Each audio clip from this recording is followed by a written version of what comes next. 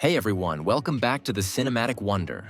Sony's ongoing expansion of their live-action Spider-Verse continues to defy expectations, particularly because it lacks an actual Spider-Man. As Sony prepares to conclude its Venom trilogy, it might seem logical to take a step back and reevaluate their strategy, especially after underwhelming results from films like Morbius and Madame Web. Yet the company is pushing forward with Venom 3 Cloison and has just released a new trailer for Kraven the Hunter. However, a recent bombshell from industry insider Daniel RPK reveals that Sony is actively blocking Marvel Studios from using certain characters, creating even more obstacles for Marvel in producing Spider-Man movies. This strategy might seem counterintuitive given the financial success of Spider-Man films compared to the lackluster performance of Sony's other Spider-Man-related projects, but it's part of a complex legal and business maneuvering. According to Daniel RPK, Kraven the Hunter will feature three main villains: Rhino, Calypso, and Chameleon. The troubling part is that whenever Sony uses a villain in their films, they block Marvel Studios from using the same character. This restriction significantly reduces the number of villains available for MCU Spider-Man films. Despite the Spider-Man franchise's success, Sony's insistence on using these characters without Spider-Man leads to a strange situation where the Spider-Man Rogues Gallery, tied up with legal rights at Sony, ends up hampering the production of Spider-Man films within the MCU. You might wonder why Sony hasn't simply decided to include Spider-Man in their universe. The answer lies in the contracts that bind both studios. These legal agreements are structured in a way that restricts each studio's use of Spider-Man characters, which can sometimes be more damaging than beneficial. For example, the legal entanglements have led to disruptions in Spider-Man's MCU appearances, such as the period between Far From Home and No Way Home, where Tom Holland's Peter Parker was temporarily removed from the MCU due to contractual issues. Adding to the complexity is the fact that Marvel Studios seems to be in a perpetual state of limbo regarding Spider-Man's future.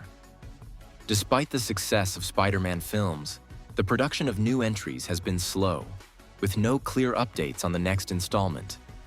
The ticking clock adds pressure, as there is a concern that the rights to Spider-Man might revert to Disney if a new movie isn't produced soon.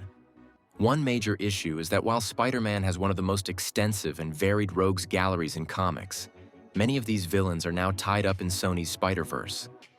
This creates a frustrating situation where villains are being used in standalone films, but these films lack the presence of Spider-Man.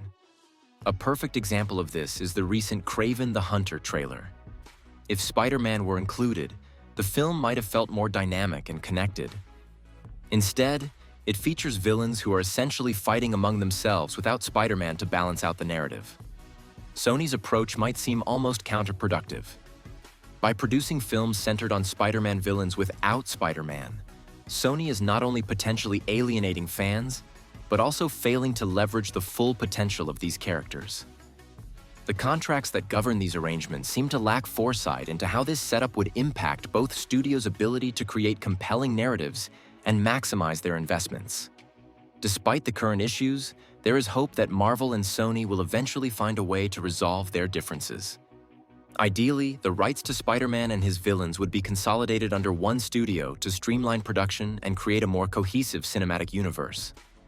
However, Sony's reluctance to part with their Spider-Man-related properties, especially considering their limited number of high-profile IPs, complicates this possibility. One potential future development could be the integration of characters like Spider-Man Noir or even other spider heroes like Miles Morales. While there have been discussions about introducing these characters into live action, especially after the success of Spider-Verse-related projects, progress has been slow. The lack of updates on such projects only adds to the uncertainty surrounding the Spider-Man franchise. Sony's ongoing struggle to manage their Spider-Verse while blocking Marvel Studios from fully utilizing Spider-Man's Rogues Gallery presents a unique challenge for both studios. While Sony continues to push forward with their films, the lack of a central Spider-Man character makes their projects feel incomplete.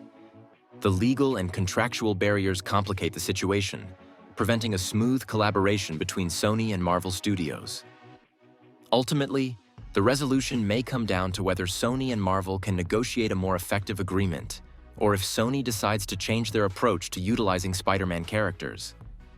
Until then, fans are left waiting for the next developments in this complex and often frustrating cinematic saga. Feel free to share your thoughts and comments and let us know you think, and be sure to subscribe to our channel to stay updated. Don't forget to like this video